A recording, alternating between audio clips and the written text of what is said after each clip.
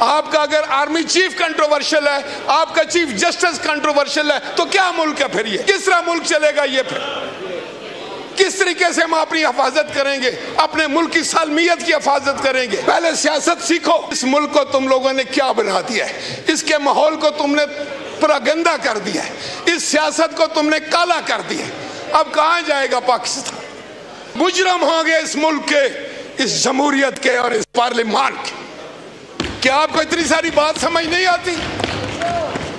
کیا آپ اتنی ساری بات سمجھنے کی عقل نہیں رکھتے؟ لیکن سب سے بڑھ کر ملک کے ساتھ وفاداری ہوتی ہے۔ میں دونوں نانا جان کو جانتا ہوں۔ آپ کے دادا جان نے اس ملک میں آمریت، جمہوریت کو تباہ و برباد کیا۔ چیئرمین کے نانا جان نے آپ کو ووٹ کا حق دیا، آپ کو آئین دیا، آپ جس ہاؤس میں بیٹھے ہیں اس کی وجہ سے۔ دادا جان کو پاکستان کے عوام نے اقتدار سے علیحدہ کر دیا۔ جو ان کا نانا تھا وہ اس نے پھانسی کا پھندا قبول کیا چوم کر، اس نے کسی کے سامنے سر نہیں جھکایا۔ پر جس طرح کا reaction leader of the opposition کی طرف سے آیا، اس کی توقع میں ہرگز نہیں کر رہا تھا۔ اب تو ہم سب کو یہ ایسا لگتا ہے جیسے کوئی پھوڑے بن گئے، اتنے دکھی ہیں سارے، اتنے پھوڑے بنے ہوئے ہیں، اتنی میں سمجھتا ہوں کہ ہم لوگ اتنی ہمارے میں ابھی برداشت ہی نہیں ہے کہ کم از کم طریقے سے، سلیقے سے سمجھیں تو صحیح کہ بات کیا ہے، اور پھر اس بات کا جواب دیا جائے۔ میں کسی کی ذات کی بات نہیں کروں گا، میں لیڈر آف دی اپوزیشن کی عزت کرتا ہوں۔ جو بھی لیڈر آف دی اپوزیشن اس ہاؤس میں ہے وہ قابل احترام ہے، اتنا ہی قابل احترام ہے جتنا leader of the house. Chairman صاحب نے یہ کہا، چیئرمین بلاول بھٹو زرداری صاحب نے، اور میں خود یہ چیز نوٹ کر رہا تھا کہ پچھلے 3-4 دنوں سے جو یہاں پر سیشن ہو رہے، جس طرح کی باتیں ہو رہی، ہم شاید کسی بہتری کی طرف جا رہے ہیں۔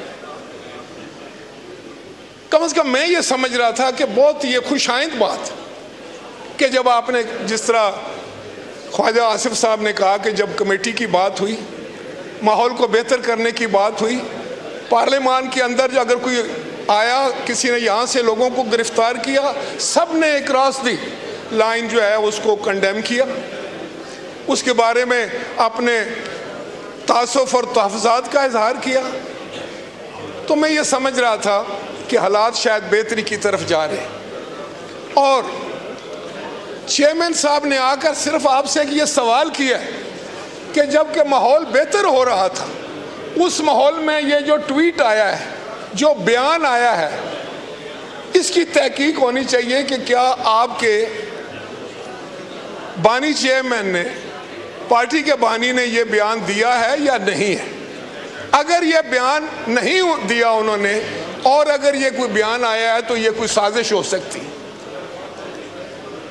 تو آپ نے تو یہ بات بتانی تھی نا کہ کیا یہ ٹویٹ جو انہوں نے دیا اتنا لمبا چوڑا، جس کو پڑھ کر میرے جیسا بھی یہ شخص سمجھنے پر مجبور ہو گیا ہے، جو اس ملک میں جمہوریت نہیں چاہتا، جو اس ملک میں پارلیمان کی بالادستی نہیں چاہتا، جو اس ملک میں تباہی چاہتا ہے، جو اس ملک میں بربادی چاہتا ہے، میرے جیسا شخص بھی اس عمر میں آ کر یہ کنونس ہوتا ہے کہ یہ ٹویٹ کون کر سکتا ہے؟ کیا کوئی محب وطن یہ ٹویٹ کر سکتا ہے؟ کیا کوئی محب وطن جو ہے وہ اپنے اداروں کی تصدیق کر سکتا ہے؟ کیا اپنے اداروں کو اس طریقے سے کنٹروورشل بنا سکتا ہے؟ آپ کا اگر آرمی چیف کنٹروورشل ہے، آپ کا چیف جسٹس کنٹروورشل ہے، تو کیا ملک ہے پھر یہ؟ کس طرح ملک چلے گا یہ؟ پھر کس طریقے سے ہم اپنی حفاظت کریں گے، اپنے ملک کی سالمیت کی حفاظت کریں گے؟ خدا کا خوف کرو آپ لوگ، پہلے سیاست سیکھو۔ ٹھیک ہے، پارٹی کے ساتھ وفاداری بھی ہوتی ہے، قائد کے ساتھ بھی وفاداری ہوتی ہے، لیکن سب سے بڑھ کر ملک کے ساتھ وفاداری ہوتی ہے۔ لیڈر آف دی اپوزیشن نے کہا ہے کہ ان کے نانا جان اور چیئرمین کے نانا جان، میں دونوں نانا جان کو جانتا ہوں اور اس کی ہوش ہے مجھے۔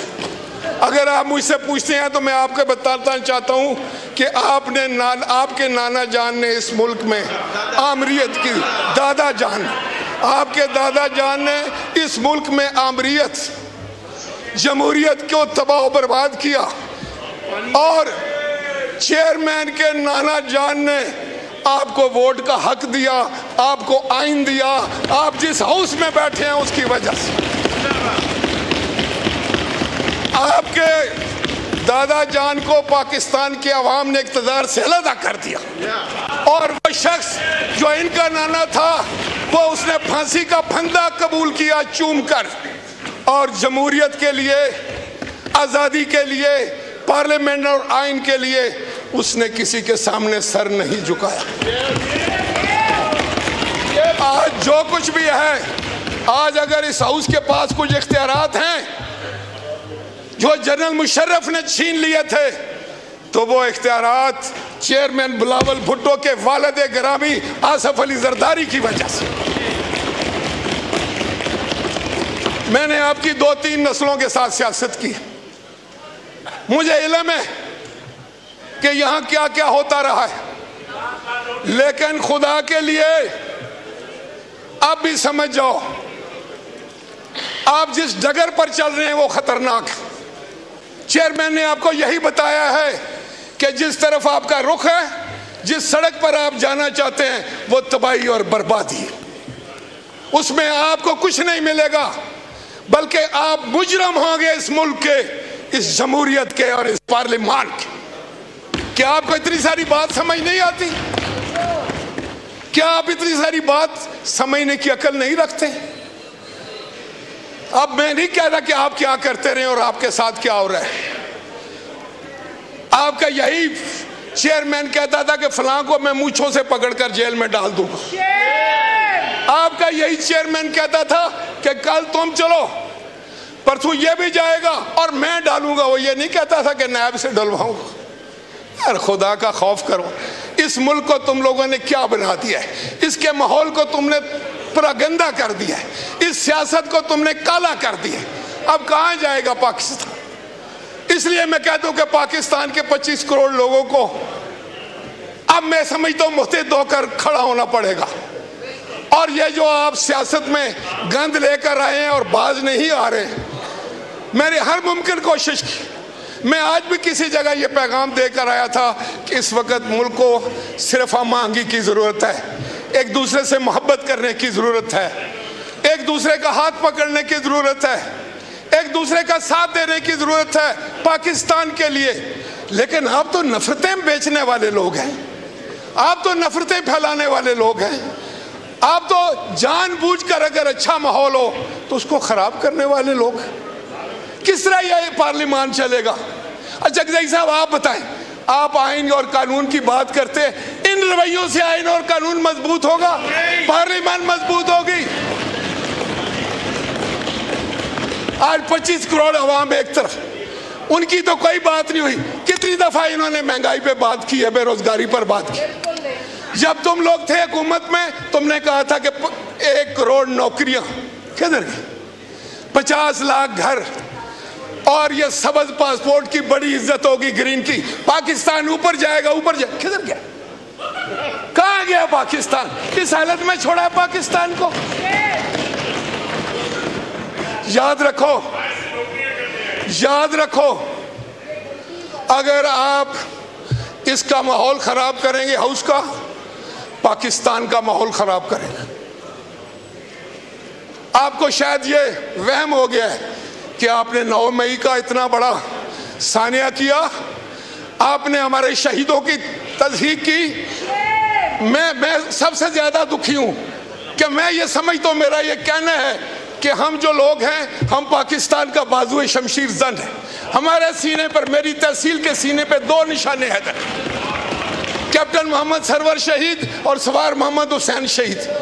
آپ نے ہمارے شہیدوں کو تضحیق کی، ان کی بے عزتی کی، اور تم اپنے آپ کو پاکستانی کہلواتے ہو۔ تو ہم بیٹھ جاؤ۔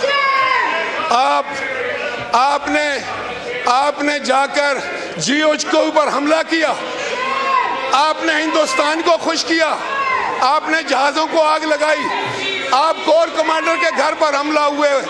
یاد رکھیں، پاکستان کے 25 کروڑ لوگ، سنیں میری بات، پاکستان کے 25 کروڑ لوگ اپنی افواج پاکستان کے پیچھے چٹان کی طرح کھڑے، ہم کھڑے، ہم اپنے آرمی چیف کی تصدیق نہیں کرنے دیں گے، ہم اپنے چیف جسٹس کی تصدیق نہیں کرنے دیں گے۔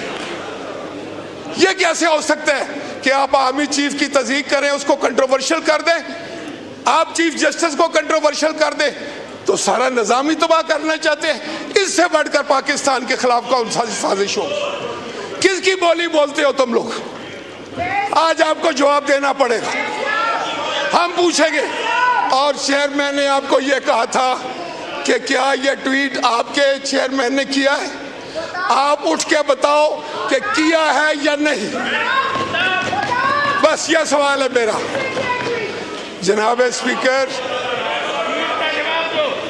ٹویٹ کا اگر یہ جواب بھی نہیں دیتے، 9 مئی کا بھی جواب نہیں دیتے، کرپشن کا بھی جواب نہیں دیتے، عدالتوں کا بھی جواب نہیں دیتے، پارلیمان کے اندر بھی جواب نہیں دیتے، تو کیا یہ سمجھتے ہیں کہ اس طریقے سے ہر چیز کو یہ بلڈوز کر کے چلے جائیں گے؟ ان کی ذمہ داری ہے، انہوں نے ماحول خراب کیا ہے جو آج صبح تک ٹھیک تھا۔